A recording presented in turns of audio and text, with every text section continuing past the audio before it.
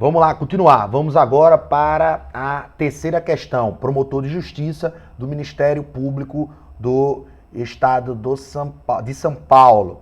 Gabriel Vieira, Paulo Martins, Carlos Andrade e Marcelo Pereira emprestaram de Jorge Manuel a quantia de R$400 mil para a compra de um carro esportivo. Ou seja, nós já observamos que há uma solidariedade aí, tá? As partes estabeleceram que o referido valor seria dividido em 4 parcelas iguais e sucessivas, bem como que todos os devedores ficariam obrigados pelo valor integral da dívida. Vocês precisam entender a questão. Vamos lá, a primeira parte da questão pode até estar confusa. Ora, quem foi que emprestou, quem foi que tomou emprestado? Mas se na segunda parte da questão ele já fala no plural de devedores e que eles são solidários, então a gente já percebe que o Gabriel, o Paulo, o Carlos e o Marcelo são os devedores e o Jorge Manuel é o credor. Então a gente já observa que há uma solidariedade. Então você já vira a chave. Opa, a questão vai tratar de solidariedade, tá? Diante dessa situação, assinale a alternativa correta. Vamos lá para a letra A. O pagamento parcial feito por Carlos e a remissão, o que é remissão? Perdão, já vimos que remissão é perdão. O pagamento parcial feito por Carlos, um dos devedores, e a remissão dele, obtida pelo credor Jorge Manuel, não aproveitam aos demais devedores, senão até a concorrência da quantia paga ou remitida. Verdadeiro. Se nós temos mais de um devedor solidário e um credor, aquele devedor que teve perdoada a sua dívida apenas extingue perante aquela pessoa, ficando todos os outros devedores ainda como devedores perante o credor. Então, o perdão da dívida ou o pagamento parcial por parte de um devedor não extingue a dívida perante os outros devedores. Então, se é R$400 mil e teoricamente, se a gente fizer uma divisão igualitária, tendo em vista que a questão não tratou qual era a parte de cada um, então subentende-se que cada um deve 100 mil. Então, se Carlos pagou 100 mil daquela cota de 400 mil, os outros 300 mil continuam sim sendo dívidas, sendo a dívida perante o credor dos outros devedores. Se Jorge, que é o credor, perdoa Carlos, ou seja, perdoa a cota de Carlos, que no caso aqui é 100 mil, os outros 300 mil continuam sim ainda sendo dívida em relação ao credor. Então, a resposta correta, letra A. O pagamento parcial feito por um devedor ou o perdão dele obtido pelo credor não impede que a dívida continue existindo. Apenas vai abater o valor que foi pago parcialmente ou o valor que foi perdoado. Artigo 277 do Código Civil. Tem lá, solidariedade passiva, pluralidade de devedores. O pagamento parcial feito por um dos devedores e a remissão, perdão, por ele obtida, não aproveitam aos outros devedores, senão até a concorrência da quantia paga ou relevada. Então, o devedor parcial, o devedor que faz o pagamento parcial, ele apenas abate. Qual é a consequência disso? Apenas abate aquela cota dele do montante da dívida. O perdão por um dos devedores, obtido por um dos devedores em relação ao credor, qual é a consequência? Retira apenas a cota à parte dele, mas o restante dos valores continuam sim sendo devidos. Então, resposta correta, letra A, artigo 277 do Código Civil. Vamos analisar as demais. Letra B, se houver atraso injustificado no cumprimento da obrigação por culpa de Paulo, ou seja, culpa de apenas um dos devedores, somente este responderá perante Jorge Manuel, credor, pelos juros de mora decorrentes do atraso. Falso. Já disse a vocês que se houver atraso, ou seja, se houver mora, todos os devedores respondem pela mora. No entanto, as perdas e danos responderá apenas aquele que deu culpa pelaquela mora. Então, artigo 280 do Código Civil é quem nos fundamenta a decisão, a resposta, a qualificação dessa alternativa como errada. 280. Todos os devedores respondem pelos juros de mora. Foi isso que eu disse a vocês. Nós temos aí 4 devedores. Se houver o atraso no pagamento de alguma parcela, todos eles responderão pelos juros que incidem naquela dívida. Então foram divididas em 4 parcelas, 100 mil, 100 mil e 100 mil. Se chega na primeira parcela, não houve o pagamento, todos eles responderão pelos juros que incidirão naquele valor.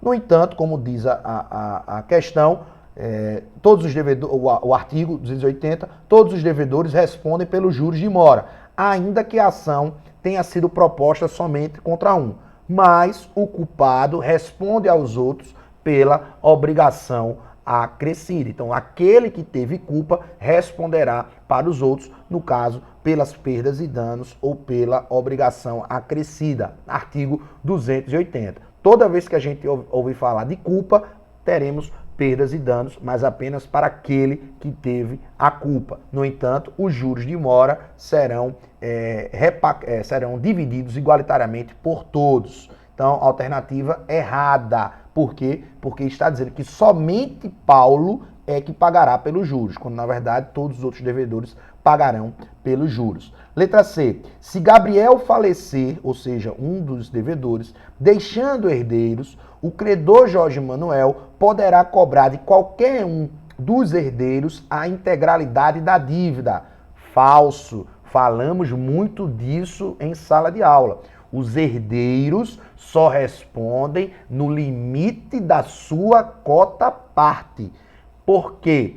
Porque quando há o falecimento, ou seja, o Gabriel faleceu, né, Gabriel faleceu, que é o pai dos dois herdeiros, ele falecendo, acaba a solidariedade. A solidariedade não passa de pai para filho. Então, se Gabriel falece, os herdeiros de Gabriel responderão apenas no limite da sua herança, no limite que eles tenham para receber da sua herança. Sendo assim, o credor não pode entrar com ação contra o filho de Gabriel e exigir o valor da dívida toda. O credor pode sim entrar com ação contra os outros devedores e exigir o valor da dívida toda, porque entre aqueles devedores há sim a relação de solidariedade. No entanto, entre os filhos de Gabriel e os demais devedores não há solidariedade, porque a solidariedade cessa no advento da morte. Onde é que está isso previsto? Lá no artigo 276 do Código Civil,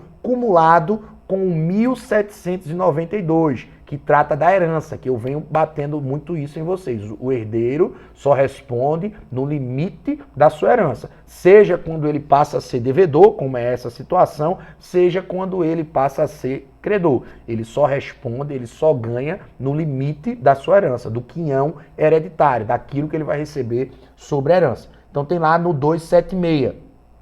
Se um dos devedores solidários falecer deixando herdeiros, nenhum destes será obrigado a pagar senão a cota que corresponder ao seu quinhão hereditário, salvo se a obrigação for indivisível. Como nesse caso não se trata de obrigação indivisível, porque as prestações aí são fracionadas, então nós estamos diante dessa impossibilidade do herdeiro ser compelido a pagar a dívida toda. Isso é o que está lá no 276. Mas também nós temos o 1792, que eu já disse a vocês que trata também da questão da herança. O que é que tem lá no 1792? O herdeiro não responde por encargos superiores às forças da herança. Então, essa alternativa está incorreta porque o credor não poderá cobrar a integralidade da dívida, ou seja, os 400 mil de nenhum dos herdeiros. Tá? Letra D. A propositura de ação pelo credor Jorge contra Paulo e Carlos importará na renúncia da solidariedade. Toda vez que a gente falar em renúncia da solidariedade, significa exoneração de solidariedade. Importará na renúncia de solidariedade em relação a Gabriel e Marcelo. Falso. Nós já vimos que o credor ele pode entrar com ação contra quem ele quiser. qualquer um desses devedores. Isso não significa dizer que os outros devedores estão excluídos, exonerados da solidariedade. A solidariedade permanece, sim, existindo. Onde é que está isso? Lá no parágrafo único do artigo 275 do Código Civil, o primeiro artigo que trata da solidariedade passiva. Então tem lá no parágrafo único: não importará renúncia da solidariedade a propositura de ação pelo credor, no caso Jorge, contra um ou alguns dos devedores. Então, essa alternativa está errada, porque o credor entrar com ação contra um dos devedores ou dois dos devedores não significa exonerar, renunciar à solidariedade para os demais devedores. Letra E: sendo Paulo demandado judicialmente pelo total da dívida, pode ele opor ao credor Jorge as exceções que lhe forem pessoais, as comuns a todos, além das exceções pessoais dos demais codevedores, por se tratar de obrigação solidária. Nós já vimos que exceções são aquelas matérias de defesa que podem ser alegadas pelo devedor quando for demandado, quando o credor entrar com ação judicial contra ele. Então, nessa hipótese aqui, Jorge entrou com a ação contra Paulo. Paulo pode reclamar, pode alegar as exceções dele, pessoais, as exceções que são próprias dele, personalíssima, notadamente se for erro, dolo ou coação, ou qualquer um daqueles vícios que maculam a vontade, que impedem que a vontade seja livre e manifesta por parte de Paulo. Então ele pode alegar essas exceções. Ele pode alegar, por exemplo,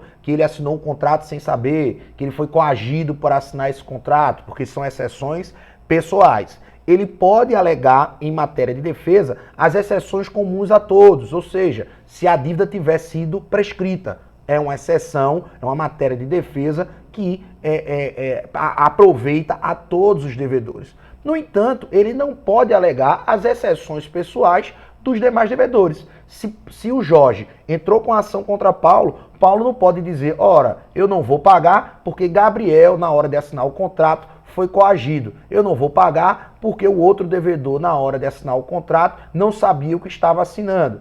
Essas exceções pessoais dos outros não podem ser arguída por Paulo, nesse caso, para benefício próprio. Ele pode apenas arguir as exceções que lhe são pessoais ou aquelas que são comuns a todos. Então, nessa hipótese, essa alternativa está incorreta em razão do artigo 281 do Código Civil. O que é que diz lá o 281? O devedor demandado pode opor, ou seja, pode apresentar ao credor as exceções que lhe forem pessoais e as comuns a todos, não lhe aproveitando as exceções pessoais a outro co-devedor. Então, a alternativa E está incorreta, a alternativa A é a alternativa correta, tá? Questão número 4, Defensoria Pública do Estado do Amazonas. O Banco Tubarão Monetário celebra contrato de mútuo com 3 devedores: Roberto, Renato e Olavo. Quem é o credor? O banco. E celebrou um contrato de empréstimo com Roberto, Renato e Olavo. O dinheiro é para um empreendimento comum e os 3 tornaram-se devedores solidários. Mais uma questão de solidariedade. Solidariedade passiva, porque nós temos aí 3 devedores. Tendo havido a inadimplência, Tubarão Monetário decide exigir somente de Olavo o valor total, por considerá-lo com patrimônio suficiente para a satisfação do crédito. Essa atitude está correta. A gente já viu que o credor pode exigir de qualquer um dos devedores o valor da dívida toda. Então, essa ação do Tubarão, do banco, está correta. Então, você já elimina as alternativas D e E a alternativa B. B, D e E já estão erradas, porque a ação do banco está correta. Vamos para a alternativa A. Correta, pois o credor tem o direito de escolher para cobrar de um ou de alguns dos devedores a dívida comum, total ou parcialmente, sem que isso importe renúncia da solidariedade em relação aos demais. Corretíssimo. artigo 275 do Código Civil, que nós vimos agora na questão número 3. Ele pode sim cobrar de qualquer um dos devedores e isso não significa que os outros devedores estarão excluídos da solidariedade. Não significa isso. Alternativa B está incorreta. A justificativa é também o artigo 275, que possibilita ao credor cobrar de um ou de todos os devedores. A alternativa C estabelece que é correta quanto à possibilidade de o credor escolher qualquer um dos devedores para exigir o débito, mas o fato implicará renúncia em relação aos demais devedores. Então essa parte final da alternativa C é que a torna incorreta, porque o fato de ele entrar com ação contra um dos devedores não significa renúncia dos demais devedores. Parágrafo único do artigo 275. Letra D e letra E está dizendo que é incorreta, então a gente já sabe que essas alternativas não são as corretas. Então, a alternativa correta, letra A, o credor poderá sim entrar com ação contra um devedor, sem isso importar a renúncia dos demais devedores, e ele pode exigir do devedor o valor total ou o valor parcial. Toda vez que eu estiver falando aqui os artigos, você pausa o vídeo e vai lá ler o artigo atentamente para fixar na sua cabeça aquilo que está sendo dito aqui por mim, tá bom?